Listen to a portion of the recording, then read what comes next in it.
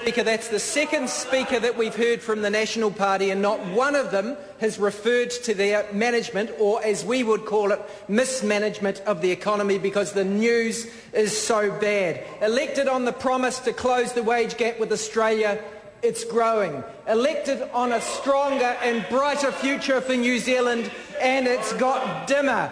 Elected on a promise to cause a step change in the New Zealand economy, and they've got a second recession or close to it. They are so fixated on us that they do not get on and manage the economy as it ought to.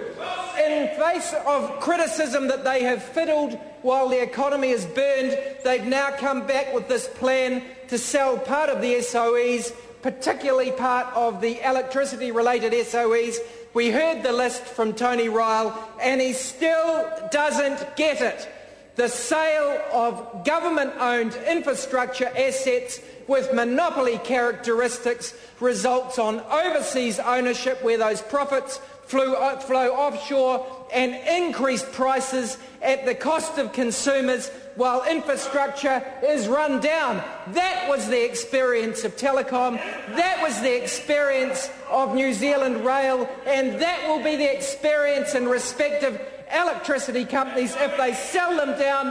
There are two sides of the same coin. If you strengthen the private sector ethic in respect of those SOEs, they will both cut costs and increase prices to their maximum.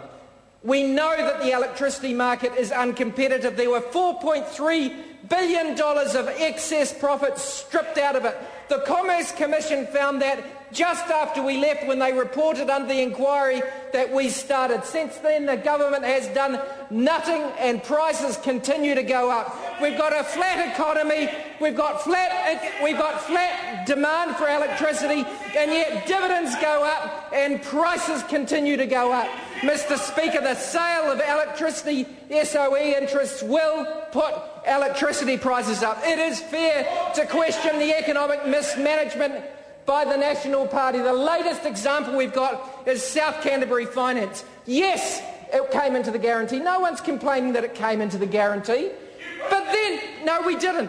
But then the liabilities grew by hundreds of millions of dollars, because they let that risk grow, despite the fact that even they admit they were being warned by Kortementia and others that the liabilities were growing and it was being mismanaged. Then when it came to a head, they had the ability to reduce, to make the losses lower. They could have put it into statutory management. Sandy Mayer, who did it for DFC, was there to manage it. He could have done it as he did for DFC. Fran O'Sullivan's made that point, and it's fair. Further than that, they could have had the liabilities capped at about $500 million by accepting the offer from third parties to recapitalise South Canterbury Finance. But no, Bill English, John Key, they knew better. And what's been the outcome? $1.2 billion of losses instead of $500 million of losses. Should have only been $300 million of losses, because they let the liability grow from the time it came into the guarantee scheme until it went broke.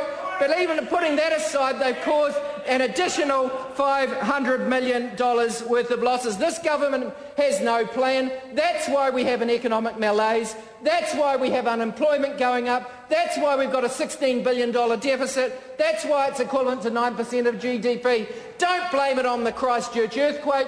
The Treasury re-estimation of the future economic progress of this country shows that more than half of the problems, more than half of the deterioration, two-thirds, my colleague says, arises from factors other than the earthquake.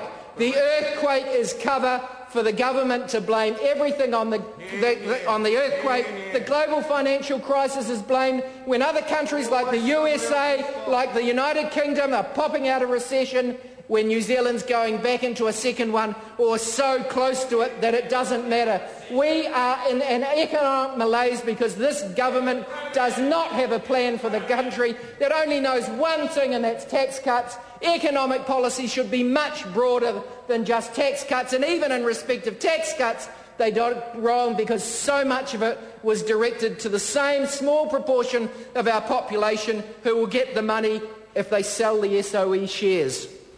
good to be.